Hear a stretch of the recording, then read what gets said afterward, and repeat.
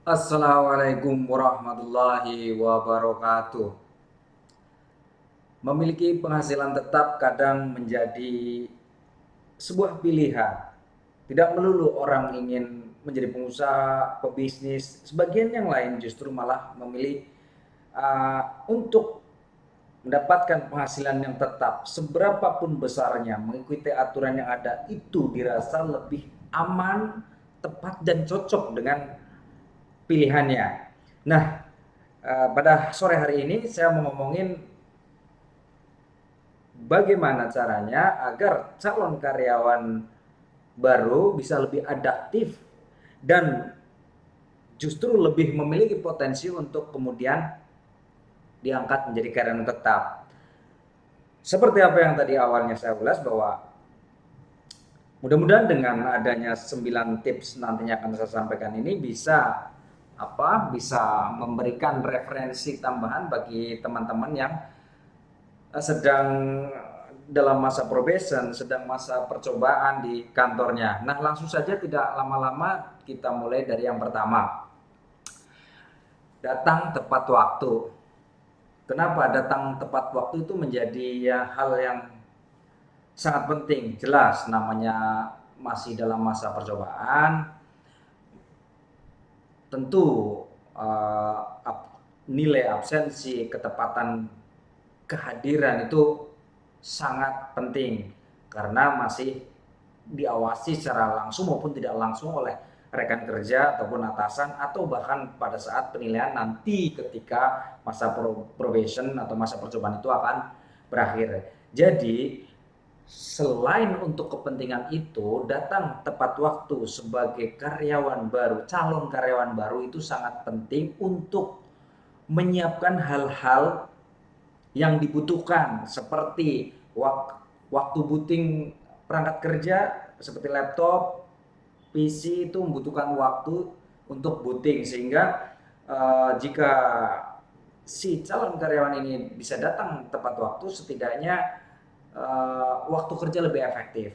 Itu yang pertama. Kemudian yang kedua adalah bersikap ramah dan sopan. Itu bukan sekedar kalimat ucapan saja ya, tapi juga juga termasuk di dalamnya body language. Jadi namanya karyawan baru agar bisa diterima oleh banyak orang di sebuah organisasi yang multi uh, etnis gitu ya, seenggak-enggaknya bersikap ramah, sopan dan gestur tubuh body language itu juga harus dijaga. Ini bagian dari upaya agar bisa mengesankan bahwa uh, si karyawan baru ini memang ramah, memberikan kesan ramah. Kemudian itu yang kedua ya tadi. Kemudian yang ketiga adalah memiliki inisiatif lah ya. Nah ini agak repot memang. Uh, Tidak semua orang, bahkan orang-orang yang lahir di kesinian di tahun-tahun 90-an ke sini, saya jujur saja ini menjadi concern saya di masa-masa yang akan datang, yaitu bahwa uh,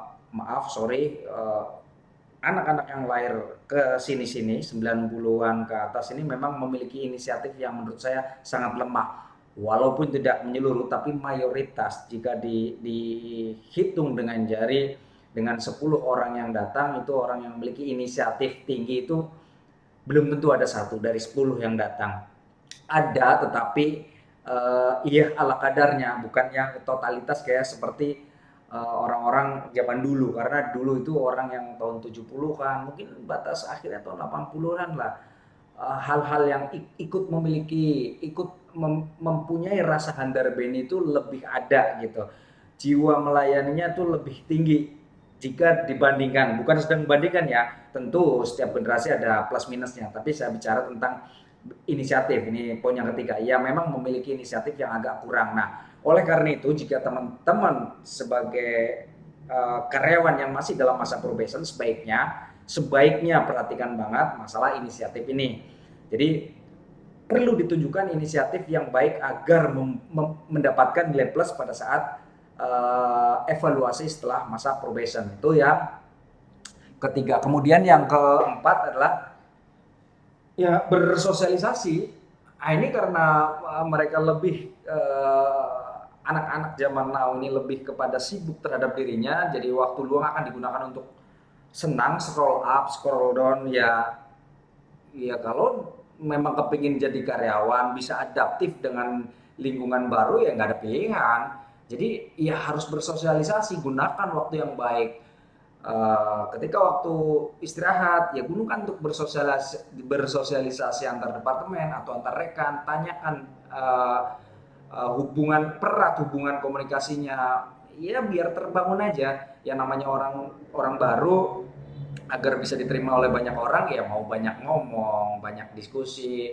Saya rasa itu menjadi hal yang sangat penting agar bisa diterima lebih mudah dibanding yang diam. Itu tadi poin yang ke berapa ya? Keempat ya, keempat.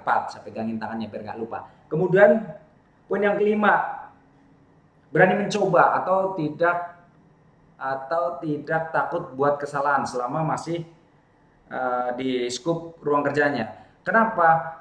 Ya kalau orang takut salah atau berani mencoba, takut salah, tidak takut salah, artinya dia memang udah mencoba. Nah, itu jadi bahan pembelajaran dibanding nunggu perintah dulu. Kalau saya lebih suka kepada orang yang melakukan kesalahan di bidang di ruang lingkup pekerjaannya, tapi kemudian itu menjadi pembelajaran yang nantinya tidak akan pernah terjadi kesalahan lagi. Itu kalau buat saya itu lebih memiliki nilai plus dibanding yang sama sekali nggak ngapa-ngapain atau hanya ngikutin alurnya saja. Itu menurut saya malah nggak, kurang aktif. Jadi kesan kurang aktifnya akan lebih kuat dibanding orang yang pernah melakukan kesalahan sehingga dia belajar dari kesalahannya agar tidak terjadi kesalahan lagi, dan itu menjadi ilmu yang tidak akan terlupakan di kemudian hari nantinya. Itu tadi yang kelima, berani dan jangan takut eh, berbuat salah gitu selama masih dalam skop bidangnya. Terus kemudian ini penting banget ya, penting banget. Yang keenam adalah keenam, jangan berekspektasi terlalu tinggi. Iya kan?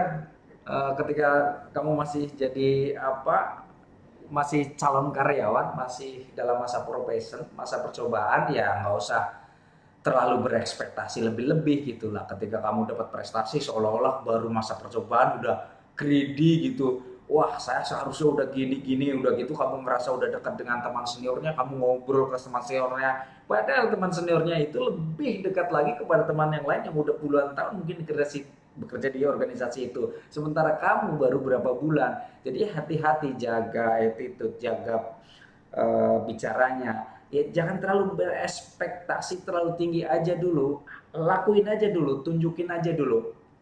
Itu penting karena toh faktanya pada saat di interview pertama masuk, jelas sudah ada kesepakatan. Jadi rule-nya udah jelas, job desk-nya juga udah jelas, terus kemudian gajinya jelas, terus komisinya jelas, terus komponen penggajian lainnya udah didiskusikan sejelas mungkin, sehingga si karyawan percobaan ini pasti udah sign kontrak gitu, udah ada tanda tangan tertulis sebagai tanda bahwa dia udah mulai bekerja gitu. Itu yang nomor 7. Kemudian yang nomor 8, nomor 7 tadi ya?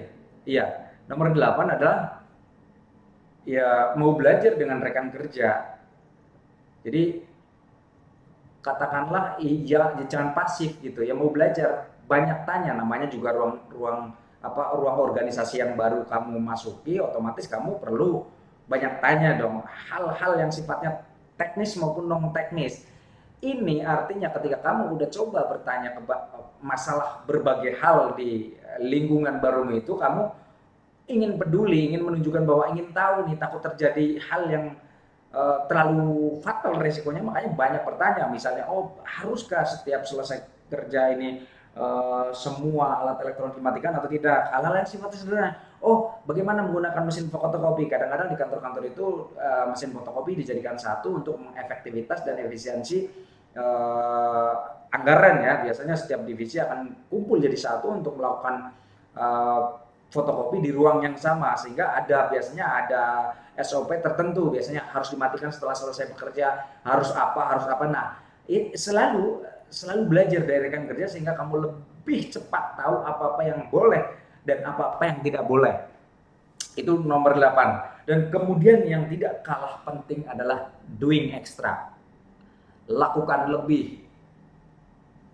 Ya, sebagian teman atau orang mengatakan bahwa ini bagian bentuk dari loyalitas awal sebagai calon karyawan, tapi melakukan lebih dibanding yang lain.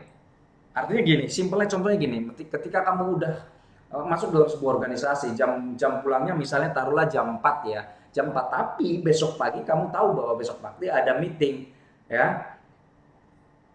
Doing extra di sini adalah memprepare. Oh, udah jam 5 nih, jam 4 lewat, tadi kan pulang jam 4 lewat, tapi tahu bahwa besok pagi ada meeting, ya kamu kalau saya lihat dari sudut pandang saya, ya kamu lakuin aja dulu, prepare terhadap apa equipment yang harus dibawa pada saat meeting besok pagi, materi-materi apa yang harus disiapkan, sehingga besok pagi tidak perlu lagi mempersiapkan dari awal, tapi tinggal cross check ulang perangkat, alat, sarana dan prasarana yang akan digunakan untuk meeting. Itu menurut saya bagian dari doing extra. Bisa dikatakan loyal karena nggak berharap akan ada uang lembur, upah lembur dan lain sebagainya, tapi lebih kepada bentuk tanggung jawab sebagai preparing next day gitu. Itu tuh aku rasa kalau 9 item itu dilakukan oleh karyawan di masa probation atau masa percobaan, aku rasa potensi untuk diangkat menjadi karyawan tetap lebih tinggi dibanding orang yang tidak melakukan itu. Jika teman-teman ada tambahan lainnya yang mungkin saya lupa untuk mengulas, silakan tambahkan di komentar ya, agar kita bisa diskusi bersama-sama apa yang sebaiknya dilakukan oleh calon karyawan agar bisa lebih cepat adaptif dan memiliki potensi untuk diangkat menjadi karyawan tetap. Itu saja dari saya, semoga ada manfaatnya. Billahi taufiq wal hidayah. Wassalamualaikum warahmatullahi wabarakatuh. Sehat terus.